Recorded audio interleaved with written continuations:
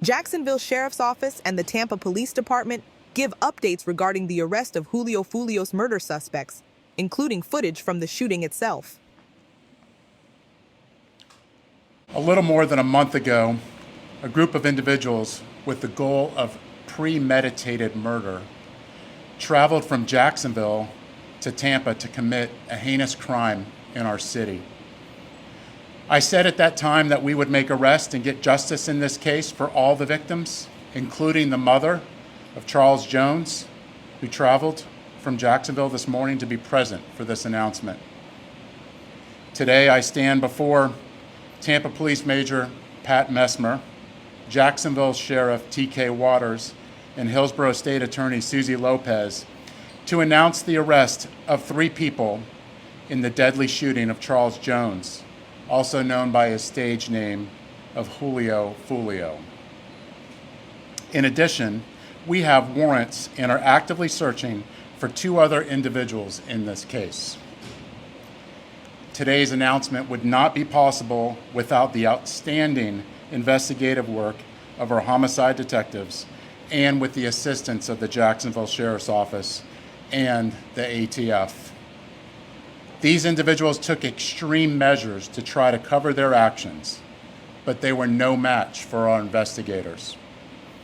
Isaiah Chance, Elisa Andrews, Sean Gaithright, Davion Murphy, and Richard Murphy are all accused of playing a role in Jones's death and are all charged with 1 count of murder in the first degree, premeditated, with the discharge of a firearm, and 1 count of conspiracy of murder in the first degree, premeditated, with the discharge of a firearm.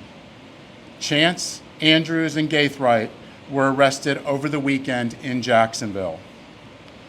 Davion Murphy and Richard Murphy are still fugitives of justice, and we are working closely with the Jacksonville Sheriff's Office and the U.S. Marshals to apprehend them. On June 23rd, Tampa police officers responded to a shooting on McKinley Drive and located 4 victims. 1 person, later identified as Charles Jones, was pronounced deceased. Jones was in town celebrating his birthday and posted on his social media his locations several times throughout that night.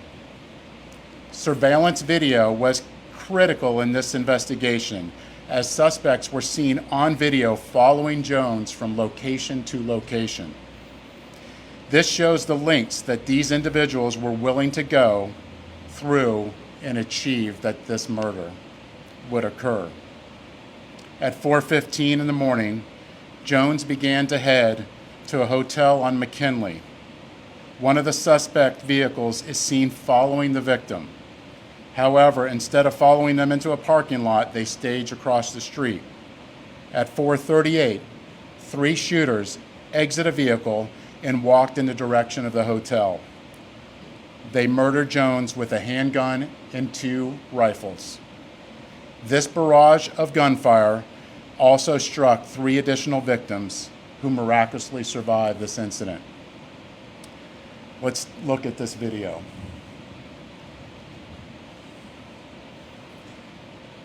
This is at the hotel, and you can see the shooters are getting in position for their planned out murder.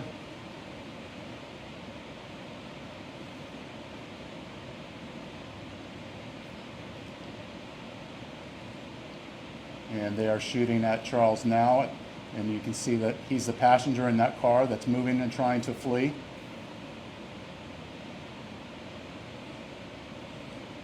And again, they're still shooting at him. He's the right front passenger in that vehicle.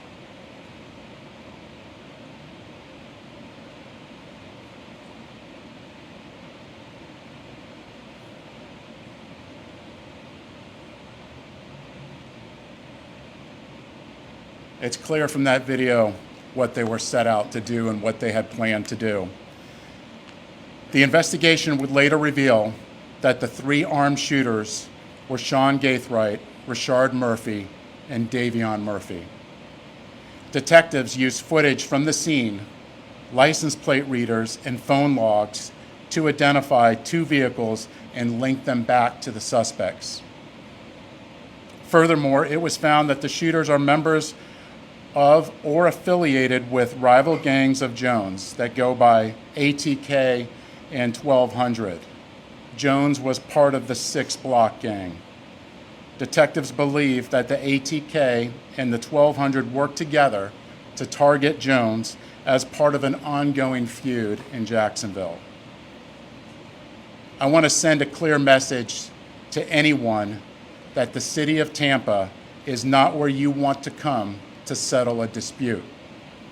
You will be charged, you will be arrested, and you will be prosecuted to the fullest extent possible. Furthermore, if you're a gang member, there's no alleged immunity through a cone of silence, as our detectives will find evidence needed to make an arrest and hold everyone accountable, just as we did in this case. Then, you will be prosecuted by our tenacious state attorney, Susie Lopez. Today would not be possible without the assistance of our law enforcement partners in Jacksonville, who collaborated with us and shared intelligence that helped us in this case. Their agency also assisted with many search warrants, locating and arresting these dangerous individuals. At this time, I would like to invite Jacksonville Sheriff T.K. Waters, followed by State Attorney Susie Lopez. Sure. Thanks, Chief. So good afternoon, I'm T.K. Waters, Sheriff of Duval County, Jacksonville, Florida. Thank you, Chief Burkhall, for inviting me to stand with you as we announce these murder arrests. Today, 3 dangerous criminals are off our Florida streets and in police custody where they belong.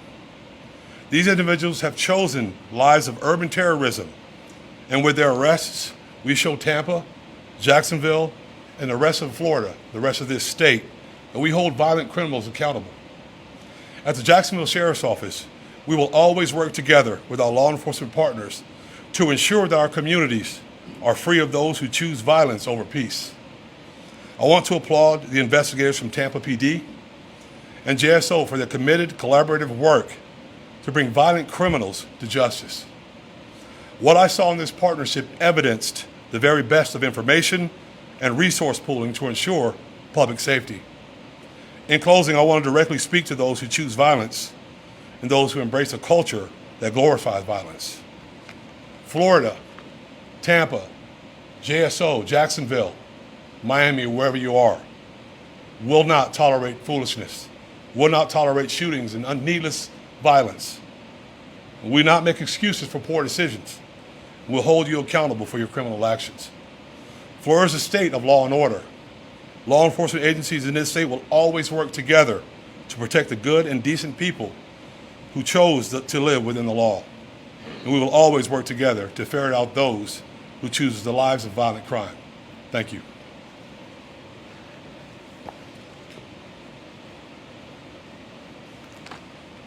Thank you, Sheriff. The ongoing fight between these 2 groups spilled over into Tampa last month. Let me be clear, the feud stops here. All 5 of these defendants are facing life in the Florida State Prison, even the ones who didn't pull the trigger.